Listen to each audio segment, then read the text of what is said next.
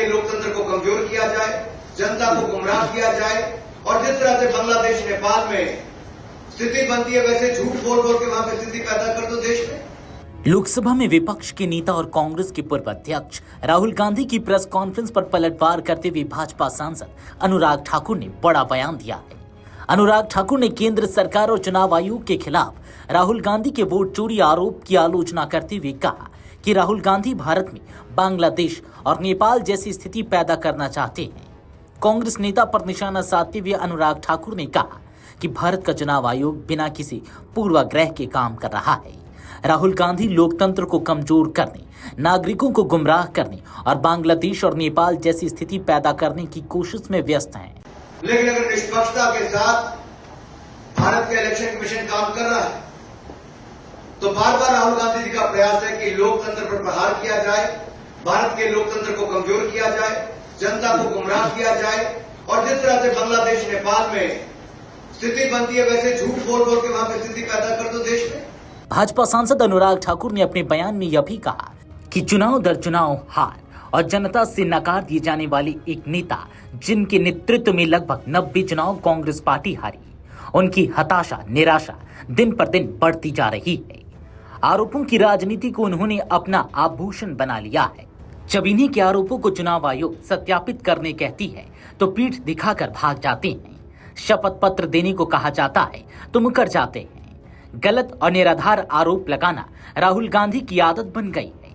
आरोप लगाने के बाद माफी मांगने का काम और कोर्ट से फटकार खाने का काम राहुल गांधी का हो गया है। हर मामले में इनको फटकार ही लगी है। आज की प्रेस वार्ता में हाइड्रोजन बम फोड़ने वाले थे, फुलझड़ी से काम चलाना पड़ा।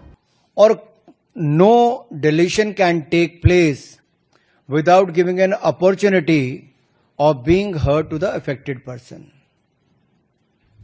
तो बगैर किसी की बात सुने उसका वोट नहीं काटते, उस पर निर्णय नहीं करते।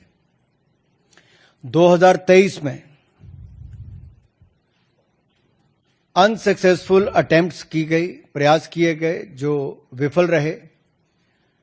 नाम काटने के आलंद असेंबली कॉन्स्टिट्यूएंसी में, और ये इलेक्शन कमीशन ने एफआईआर फाइल करने के लिए ही कहा था इस पर, और मैटर इन्वेस्टिगेट करने के लिए भी इलेक्शन कमीशन ऑफ इंडिया ने ही कहा था।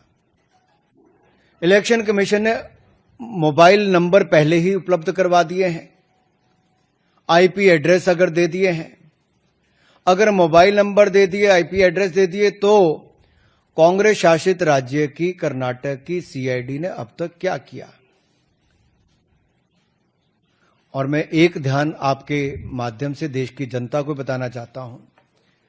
रिकॉर्ड्स के अनुसार आलंद विधानसभा क्षेत्र ये कांग्रेस के ही कैंडिडेट ने जीती थी 2023 में 10,348 मतों से। बता दें कि इससे पहले राहुल गांधी ने मुख्य चुनाव आयुक्त ज्ञानेश कुमार पर वोट चोर और लोकतंत्र को नष्ट करने वाले लोगों को बचाने का आरोप लगाया था। उन्होंने कर्नाटक विधानसभा क्षेत्र के आंकड़ों का हवाला देते हुए दावा किया कि चुनाव से पहले कांग्रेस समर्थकों के वोट व्यवस्थित रूप से हटाए जा रहे थे।